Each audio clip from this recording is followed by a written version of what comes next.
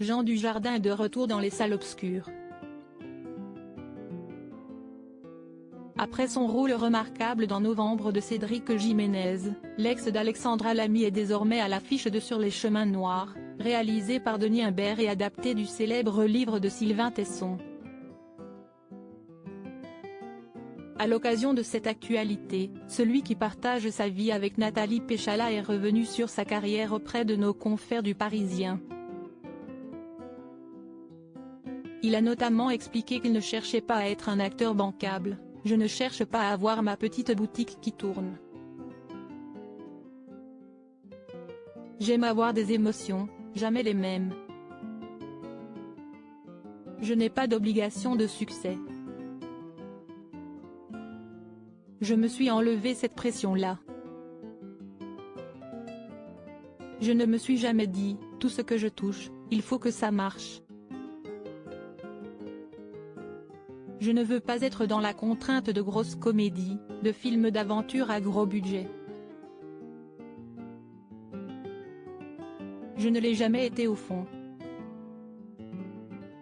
Le succès, c'est un truc qui vous tombe dessus. Vous essayez de le gérer le mieux possible en étant très honnête, mais ce sont mes choix qui dictent la route, a-t-il affirmé. Grâce à ses choix, Jean Dujardin a obtenu de belles récompenses. En 2012, il a par exemple remporté l'Oscar du meilleur acteur pour son rôle de Georges Valentin dans The Artist.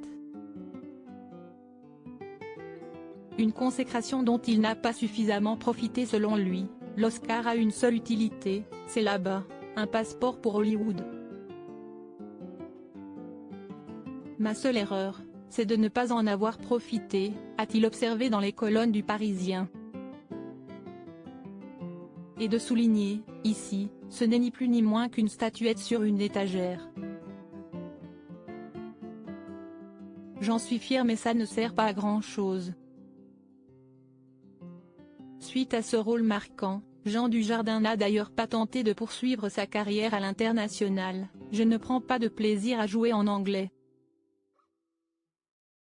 On ne vous propose pas des trucs formidables non plus.